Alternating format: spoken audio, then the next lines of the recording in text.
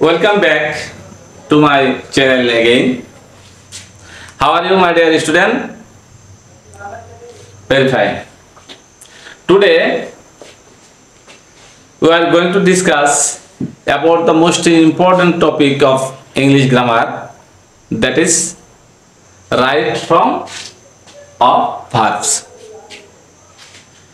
Right from of verbs is nothing but tenses.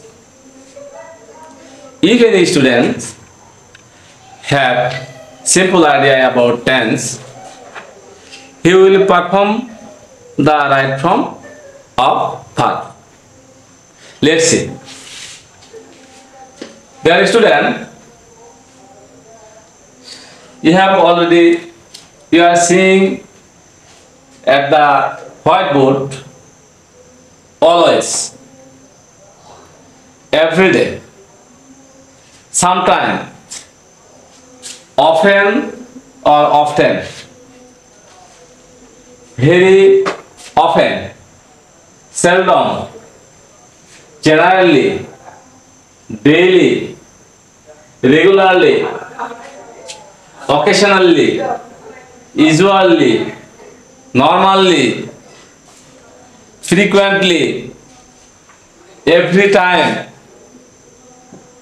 on Sunday, on Monday, on Friday, every week, every month, every year, twice, thrice, rarely, hardly, all the year round, all day long, all the season, now and then, always the forms present indefinite tense.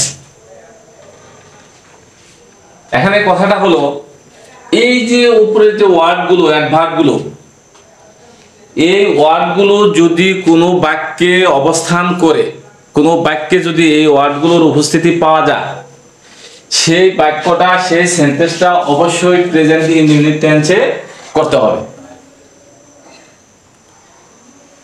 তোমরা লক্ষ্য করো, এক্সাম্পলে দেখো, my uncle often, ব্রেকেটের মধ্যে কাম শব্দটা আটকায় দেওয়া হয়েছে। এটাকে সঠিক, এই ভার্বটার সঠিক রূপ দিতে হবে, এটাই আমাদের আজকের আলোচনার বিষয়। আমরা কিন্তু ইতিমধ্যে উপরে বলেছি যে উপরের ওয়ার্ডগুলো যদি কোনো বাক্যে পাওয়া যায়, সেই বাক্যটা অবশ্যই প্রেজেন্ট ইনডিফিনিট টেন্সে হবে। তো এখন আমরা এটাকে কি করতে পারি, মাই আঙ্কেল, সাবজেক্ট, আমাদের এখানে subject my uncle. My uncle কোন person? Definitely third person singular number. আমরা কিন্তু টেন্স শেখার সময় আমরা একটা জিনিস জেনেছি যে প্রেজেন্ট ইনডিফিনিট টেন্সের সাবজেক্ট যদি থার্ড পারসন সিঙ্গুলার নাম্বার হয়, বাক্যটি যদি অ্যাফারমেটিভ সেন্টেন্স হয়, তাহলে এই মূল ভার্বটার সাথে বলে থাকি, আমরা সবাই বলে থাকি যে এস বা ইএস বা আই এর যোগ হয়। এটা আসলে এমন কথা না যে এই, আমরা কিন্তু জানি যে ভার্বের 5টি রূপ আছে। 5টি রূপের মধ্যে প্রেজেন্ট রূপ যেটা, সেটা প্রত্যেকটা ভার্বের, যেমন কাম, আমরা এখানে লিখেছি কাম, কামস, কামস, এই দুটো রূপ হলো প্রেজেন্ট রূপ। এই দুটো রূপের মধ্যে যে রূপটা বেস ফর্মের মতো না, সেই রূপটা এই প্রেজেন্ট ইনডিফিনিট টেন্সে হবে যদি subject third person singular number হয়। তাহলে এখানে দুটা রূপ আছে প্রেজেন্ট ফর্মে, তাহলে এই রূপটা এই জায়গাতে বসবে। আমরা যখন উত্তরে লিখব পরীক্ষার খাতাগুলোতে, তখন এই ব্র্যাকেটটা উঠায় দিয়ে এখানে একটা এস লাগিয়ে দিতে হবে। সুতরাং ভার্বের সঠিক রূপ এখানে নির্ণয় করা হয়েছে। অনুরূপভাবে আমরা দেখতে পারি দ্বিতীয় বাক্যে মাই মাদার, ব্র্যাকেটের মধ্যে আছে read the holy Quran everyday. এই এভরিডে ওয়ার্ডটা কিন্তু উপরে কোথাও না কোথাও আছে, দেখতে পাচ্ছ everyday. Everyday everyday everyday everyday. আমি কিন্তু প্রথমে বলেছি যে এই অ্যাডভার্বগুলো, এই ওয়ার্ডগুলো যদি কোনো বাক্য থাকে, বাক্যতে থাকে, সেই বাক্যটা ডেফিনেটলি প্রেজেন্ট ইনডিফিনিট টেন্স হবে। তাহলে ওই একই কথা এখানেও সাবজেক্টটা থার্ড পারসন সিঙ্গুলার নাম্বার, সুতরাং ব্র্যাকেট উঠায় দিয়ে এই রিডের সাথে ওই কাম আর কামসের মতো রিড ভার্বটাও এইভাবে থাকে। রিড আরেকটা রূপ আছে রিডস। এখন এই রূপটা না হয় এই রূপটা এখানে হবে, সুতরাং ভার্বের সঠিক ব্যবহার এখানে দেখা যায়। এখন ডিয়ার স্টুডেন্ট, তোমরা হয়তো মনে করতে পারো যে স্যার আমরা যে সারা জীবন পড়ে আসলাম হি রিডস এ বুক, এই ধরনের বাক্য আমরা টেন্স শেখার ক্ষেত্রে হাজার হাজার বার বলে থাকি যে এখানে তো ডেলিও নাই, সেলডেমও নাই, জেনারেলও নাই, ফ্রিকুয়েন্টলি নাই, অফেনও নাই, সামটাইমসও নাই, ফ্রিকুয়েন্টলি নাই, এভরি টাইম নাই, অন সানডে নাই, অন মানডে নাই। তাহলে এটা প্রেজেন্ট ইনডিফিনিট কেন হয়? এটা কথা না? অবশ্যই কথা। কিন্তু এই বাক্যটা অনেকের ধারণা মতে এটা ইংরেজি বাক্যই না। যদি এই বাক্যগুলোর শেষে হি রিডস এ বুক, বুকটা পড়ে, এটা একটা নির্দিষ্ট সময় নিয়ে পড়ে, হয় ডেইলি পড়ে, না হয় উইকলি পড়ে, না হয় বিকালবেলা পড়ে, না হয় সকালবেলা পড়ে, এগুলোর অবস্থান, এগুলোর ওয়ার্ড এখানে উল্লেখ না করলে কারোর মতে এটা বাক্যই না, এটা সেন্টেন্সই না। আচ্ছা, আমরা চলে আসি এখন দ্বিতীয় এর দিকে। নাও, at present, at this moment, day by day, at this time, generally, always accept the present continuous tense. ওই পূর্বেরটার মতোই যদি কোনো বাক্যের মধ্যে নাও, at present, at this moment, day by day, at this time, generally, gradually থাকে, সেই বাক্যটা অবশ্যই প্রেজেন্ট কন্টিনিউয়াস টেন্সে হবে।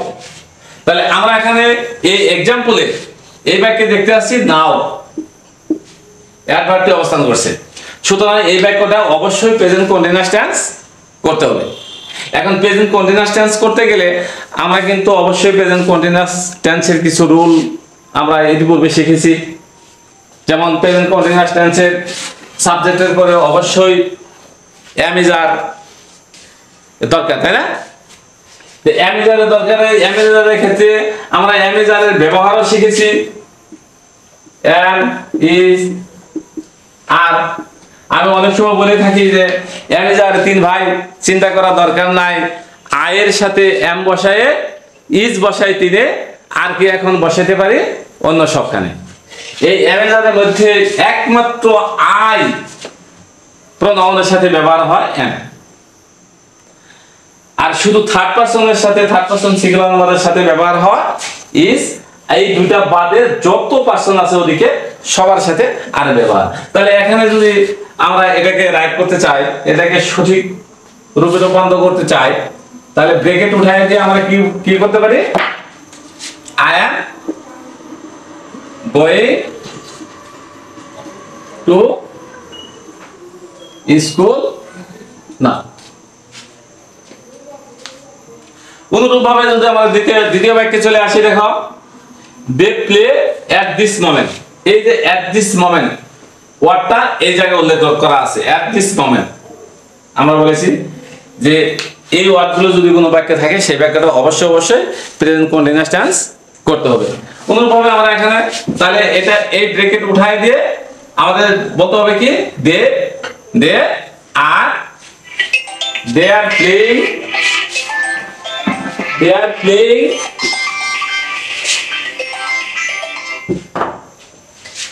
they are playing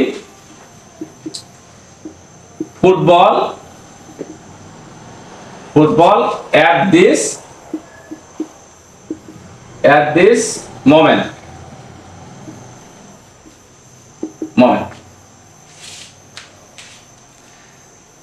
আমরা চলে আসি এখন 3 নম্বর রুলে। দেখি যে ওই উপরের গুলোর মতোই কোন বাক্যে যদি জাস্ট অবস্থান করে, কোন সেন্টেন্সে যদি অলরেডি অবস্থান করে, কোন সেন্টেন্সে যদি রিসেন্টলি থাকে, লেটলি থাকে, ইয়েট থাকে, জাস্ট নাও থাকে, ওই সেন্টেন্সটা অবশ্যই প্রেজেন্ট পারফেক্ট টেন্স হবে। সেই অনুপাতে আমরা एग्जांपले দেখতে পারি যে এই জাস্ট ওয়ার্ডটা কিন্তু উল্লেখ করা আছে। তাহলে বাক্যে যদি জাস্ট থাকে, not only just already, recently, lately, yet, just now ইত্যাদি যদি থাকে, তাহলে সেটা অবশ্যই প্রেজেন্ট পারফেক্ট টেন্সে অনুবাদ করতে হবে। আমরা কিন্তু ইতিমধ্যে যখন আমরা লেটার পড়ি, লেটারের প্রথম ওয়ার্ডটাই কিন্তু এটা, I just received your letter. তাহলে এখানে কি করতে হবে? প্রেজেন্ট পারফেক্ট টেন্স করতে হলে এই ব্র্যাকেট উঠায় দিয়ে প্রেজেন্ট পারফেক্ট টেন্স কিভাবে গঠিত করতে হয়?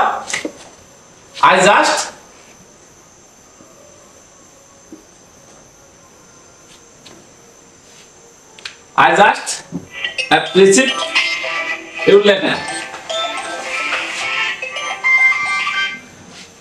দ্বিতীয় বাক্যে he already have finished this work.